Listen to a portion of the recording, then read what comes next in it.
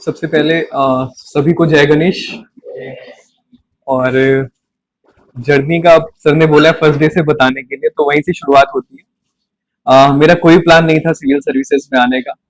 मेरा कोई प्लान नहीं था कि मुझे कोई भी गवर्नमेंट का एग्जाम देना है। जब मेरी स्टार्टिंग हुई तो मेरा ग्रेजुएशन कंप्लीट हो गया था। और क्या कहते हैं, हम दैट टाइम सीए के पेपर्स होते हैं, उनके 3 पेपर्स होते हैं। तो मेरा फाउंडेशन पहले ही क्वालिफाई हो चुका था। हमारे टाइम पे आईपीसीसी चलता था। तो आईपीसीसी के 2 ग्रुप होते थे। तो दोनों ग्रुप मैंने क्वालिफाई किए। और सबसे अच्छी बात ये रही कि नवंबर 2016 की बात, तो वहां पे मैं पेपर दे रहा था। और उसी ड्यूरेशन में दीदी हमारी थी, दीदी पढ़ने में हमारी हमसे बहुत तेज है। हमसे मतलब हम तो उनके आसपास भी स्टैंड नहीं करते हैं। तो वो सर के पास जाती थी और पढ़ती थी। तो उसके बाद क्या कहते हैं, घर में कोचिंग स्टार्ट हुई। तो वही है कि जब आपके घर में कोचिंग हो तो आपको भी लगता है कि नहीं, थोड़ा बहुत देखना चाहिए। प्लस बड़े थे, समझाते बहुत थे कि आओ बैठा करो, केवल बैठा करो, बैठ के देखा करो। तो सबसे पहले दीदी ने बोला कि आप बैठिए, आप बैठिए, आप देखिए सर कैसा पढ़ाते हैं। सर बहुत अच्छा पढ़ाते हैं, और मतलब उनसे अच्छा नहीं है कुछ भी। खैर, घर पे चलती थी तो केवल सीढ़ियां चढ़नी थी। और 1-2 क्लासेस बैठे, कुछ भी समझ नहीं आता था क्योंकि कॉमर्स के स्टूडेंट, और चीजें कभी जीएस पढ़ा ही नहीं लाइफ में। फिर वहां पे सर से मुलाकात होती है। और सर ने ऐसा गाइडेंस दिया है, सर ने ऐसी चीजें समझाई हैं, कुछ बातें मुझे आज भी याद है। अप्रोक्स इस बात को 6 to 8 years हो रहे हैं, मुझे आज भी कई सारी चीजें याद है। और दीदी ने बहुत सारी चीजें समझाई, और उन्हीं चीजों के साथ मुझे लगा कि नई चीजें थोड़ा सा आगे बढ़ानी चाहिए। फिर आप सब पढ़ ही रहे हैं उनसे, तो आपको पता है कि बहुत इंटरेस्ट से पढ़ाते हैं। तो आपका इंटरेस्ट जगता है चीजों में। कि जैसे हम आपको पता है, सबसे पहले जो हमारी स्टार्टिंग हुई थी, वो हमारी स्टार्टिंग हुई थी पॉलिटी से। तो पॉलिटी वो इतनी अच्छे पढ़ाते थे दैट टाइम, इतना समझा करके पढ़ाते थे क्या कॉन्स्टिट्यूशन है, कैसे क्या चीजें। अब एक वो छोटा सा बच्चा जिसको कुछ भी नहीं पता है, और उसके लिए ये सारी चीजें बहुत नई थी और बहुत अच्छा लगता था। फिर कोचिंग यहाँ पे शिफ्ट हुई, यहाँ पे मैं यहाँ पे बैठता था, मैं अपनी जगह ही देख रहा था, आज कोई नहीं बैठा हुआ है वहां पे। तो यहीं पे बैठा था। मेरी जो क्या कहते हैं प्रिपरेशन की जर्नी गई है, सर्विस कमीशन के जो भी एग्जाम स्टार्टिंग के पेपर्स थे, उनकी जो भी प्रिपरेशन हो मैंने वहीं पे बैठ के की। और बहुत अच्छा गाइडेंस रहा। एक चीज कहेंगे कि अगर ये 2 लोग नहीं होते तो हम अभी यहाँ पे ना होते। हम किसी कंपनी में शायद वही 9 to 5 के जॉब पे होते, और बहुत पहले ही जॉब ज्वाइन कर चुके होते, और कहीं कुछ भी ना होता। ये सारी चीजें, ये प्रिपरेशन तो सोची भी नहीं थी, और शायद कभी कुछ हो भी ना पाता। तो इन दोनों का बहुत ज्यादा रोल है, सबसे ज्यादा दीदी का रोल है। और उसके बाद सर को हम जितना भी, सर के लिए मैं जितना भी थैंकफुल हूँ वो कम है। उन्होंने बहुत सपोर्ट किया।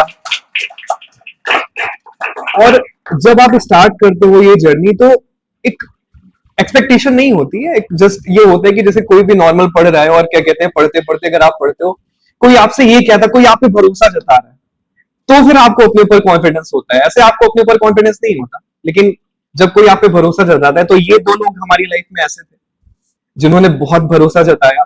बहुत बार पेशेंस टूटा, बहुत लंबा वक्त गुजर गया कहीं ना कहीं। बहुत सारे एग्जाम्स क्वालिफाई किए, बहुत मतलब कितने भी क्वालिफाई किए अभी हमें याद भी नहीं आ रहा है। और उसमें भी फाइनल रिजल्ट किसी में भी नहीं हो रहा था, किसी में प्रीलिम्स के बाद नहीं हो रहा था, कई तो मेंस दिए, मेंस के बाद चीजें नहीं हो रही थी, एक आध इंटरव्यू भी गए, बट चीजें हो नहीं रही। बट जब भी सर से मिलते तो सर हमको यही समझाते कि अपना पेशेंस बनाए रखो, और अपूर्व तुम्हारा होगा। ये जो वर्ड है कि अपूर्व तुम्हारा होगा।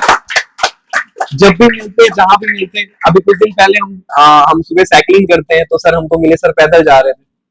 तो हमने पूछा अरे आप पैदल क्यों, तो उन्होंने बताया। तो फिर उन्होंने हमारे बारे में पूछा कैसे क्या, तो वहां पर भी उन्होंने यही शब्द किया कि तुम्हारा होगा, तुम बस अपना धैर्य बनाए रखो। तो ये सारी चीजें बहुत अच्छी रही। और बाकी ठीक है, अभी और भी कोशिशें जारी हैं आगे, और भी अच्छा करने की कोशिश करेंगे। एक रिजल्ट आ गया है छोटा सा, कोई मतलब अभी तो हमें इसके लिए कोई भी कुछ भी फील नहीं हो रहा है।